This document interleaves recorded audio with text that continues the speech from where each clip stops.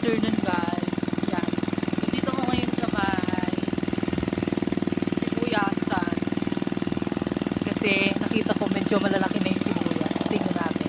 Tingnan niyo siya guys. Medyo malalaki na siya. Ayan na siya. Malaki na. Sibuyas yan ang lahat. Hanggang doon sa dulo. Kung makikita nyo marami ng sibuyas dito ang nakatanim.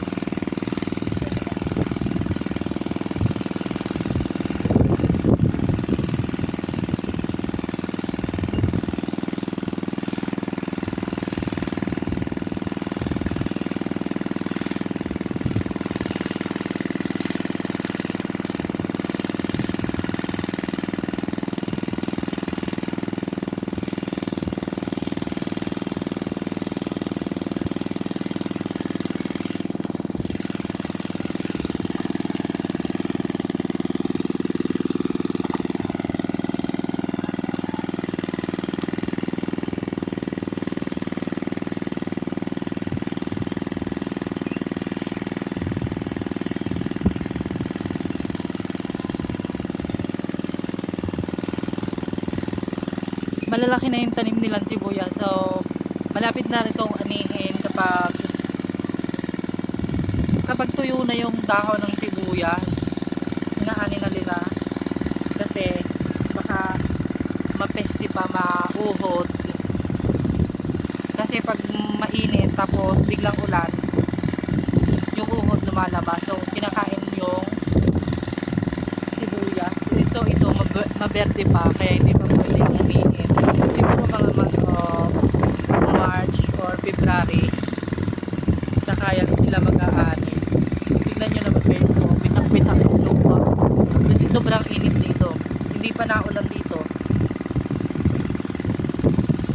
Ayan, matataas na yung dahon tapos malalago na, tapos dito ganito din yan. Puro sibuyas tapos pakwan tsaka melon yan. Sa sobrang init ng panahon, tuyo-tuyo yung dahon, natuyo na yung dahon.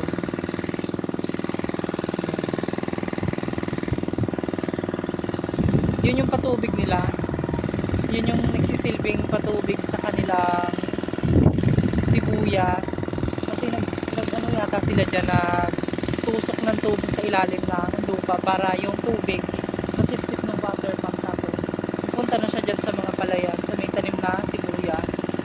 Ayan, mainit din dito kaya ang lupa hindi bitak-bitak kayo, hindi pa naulan dito kasi yung tanim na yun, mga pakuan yun ang may-ari sila.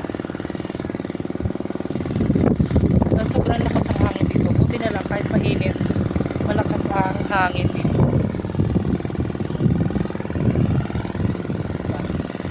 Ganito lang ang buhay sa probinsya na Mindoro, simple at payak. Alam mo yun, malayo sa kaguluhan, malayo sa pollution kasi laging fresh ang hangin. Pag sa Manila kasi maraming usok, maraming virus na kumakalat.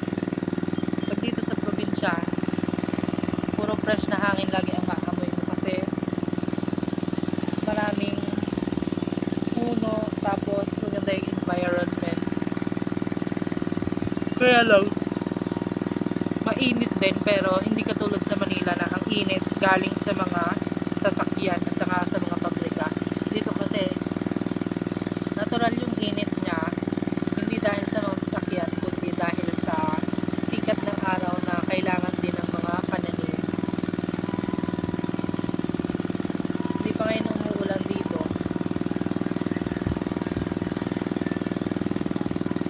Sa mga puno nangangalbo kasi summer pa, yun, mga panot. Nilalagyan nila ng harang ito para hindi pumunta yung mga bibe o kaya yung mga alagang manok.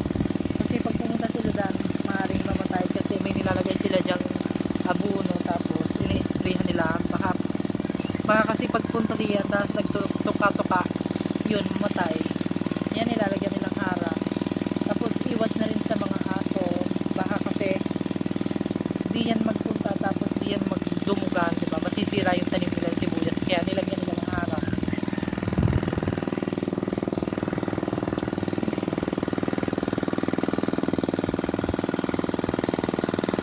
Lahat ng nakikita nyo, puro sibuyas yan. Yan. Puro may sibuyas. Ayan, may verde, kulay green. Malalaki na sila.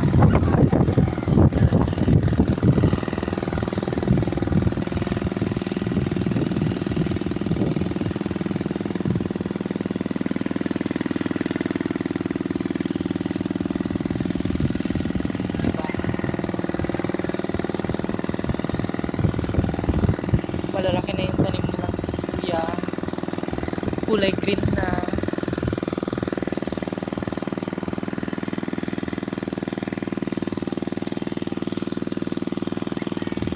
Punta tayo doon. Tingnan natin.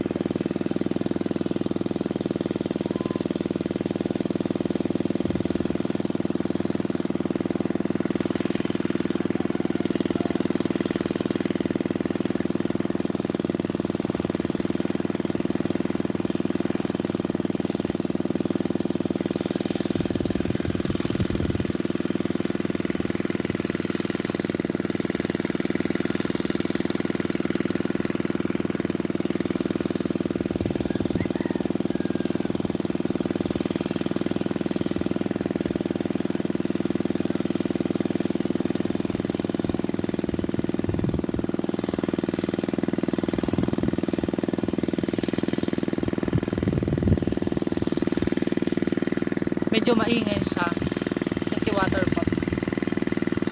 Yun yung kanilang tubig. Yan yung nagtutubig dito sa lahat ng tanim nilang sibuyas.